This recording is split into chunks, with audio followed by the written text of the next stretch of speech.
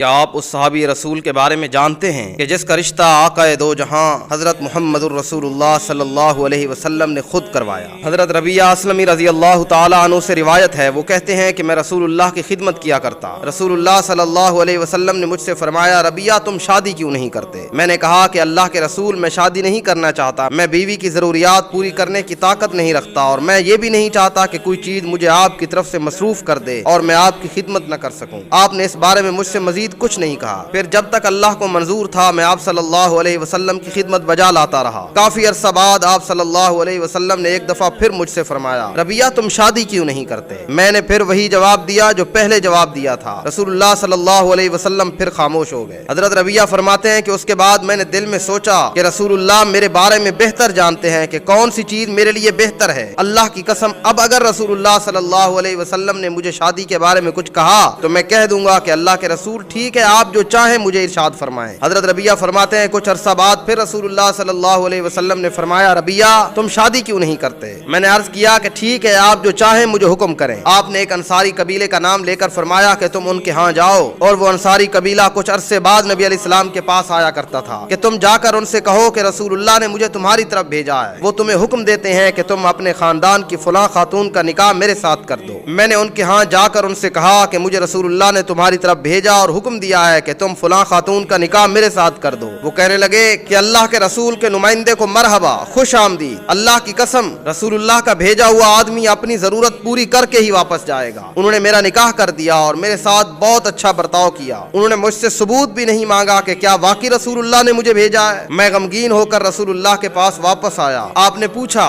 ربیعہ کیا بات ہے؟ میں نے کہا، یا رسول اللہ وہ بہت ہی بااخلاق لوگ ہیں، انہوں نے میری خدمت کی، میرے ساتھ حسن سلوک کیا، مجھ سے دلیل بھی نہیں مانگی، لیکن میں غمگین اس لیے ہوں کہ میرے پاس تو مہر دینے کی طاقت بھی نہیں ہے۔ رسول اللہ نے فرمایا، اے بریدہ تم اس کے لیے 5 درہم چاندی کی قیمت کے برابر سونا جمع کرو۔ انہوں نے میرے لیے اتنا سونا جمع کیا اور نبی علیہ السلام نے وہ سونا مجھے دیا اور فرمایا کہ اپنے سسرال کے ہاں اسے لے جاؤ اور ان سے کہنا یہ آپ کی بیوی کا حق مہر ہے۔ میں ان کے پاس گیا تو انہوں نے فوراً سے پہلے قبول کر لیا اور ساتھ ہی یہ کہا کہ یہ اللہ کے رسول کی طرف سے بھیجا ہوا ہے، یہ بہت پاکیزہ ہے۔ فرماتے ہیں کہ ایک بار پھر میں غمگین ہو کے رسول اللہ کے پاس آیا اور میں نے کہا کہ یا رسول اللہ وہ بہت اچھے لوگ ہیں، لیکن میں تو شادی کے لیے ولیمے کرنے کی طاقت بھی نہیں رکھتا۔ آپ صلی اللہ علیہ وسلم نے فرمایا، اے بریدہ اس کے لیے ایک بکری کا انتظام کرو۔ انہوں نے میرے لیے ایک رقم جمع کی اور ایک بڑا موٹا تازہ بکرا خرید لیا۔ رسول اللہ نے مجھ سے فرمایا، تم حضرت ام المومنین سید عائشہ کے پاس جا کر ان سے کھانے والا بڑا برتن لے آؤ۔ میں ان کی خدمت میں گیا اور ان سے وہ بات بیان کی تو حضرت عائشہ نے کہا کہ یہ وہ برتن ہے، اس میں تقریباً 22 کلو جو ہیں، اللہ کی قسم ہمارے پاس اس کے علاوہ اور کچھ بھی نہیں ہے کھانے کو۔ میں وہ نبی اکرم صلی اللہ علیہ وسلم کے پاس لے کر گیا۔ نبی علیہ السلام نے فرمایا، اپنے سسرال کے پاس چلے جاؤ، یہ جو تمہاری روٹی کے کام آئیں گے۔ چنانچہ میں اپنے قبیلے کے ساتھ وہ بکرا اور جو لے کر ان کی خدمت میں حاضر ہوا۔ میں نے ان سے کہا کہ یہ جو روٹی کے لیے ہے اور یہ بکرا سالن کے لیے ہے اور میں ولیمہ کرنے کے لیے آیا ہوں۔ تو میرے سسرال والوں نے روٹی بنائی اور میرے قبیلے والوں نے وہ بکرا بنایا۔ ہم نے کھانا تیار کیا اور نبی علیہ السلام کو بھی دعوت دی اور اس طرح ہم نے اپنی شادی کا ولیمہ کیا۔ تو اس سے تم نے کیا سیکھا کہ شادیاں دولت کی بنا پر کامیاب نہیں ہوتی، شادیاں اعمال کی بنا پر اور اللہ کے خوف کی بنا پر کامیاب ہوتی ہیں۔ تو تم یہ دیکھا کرو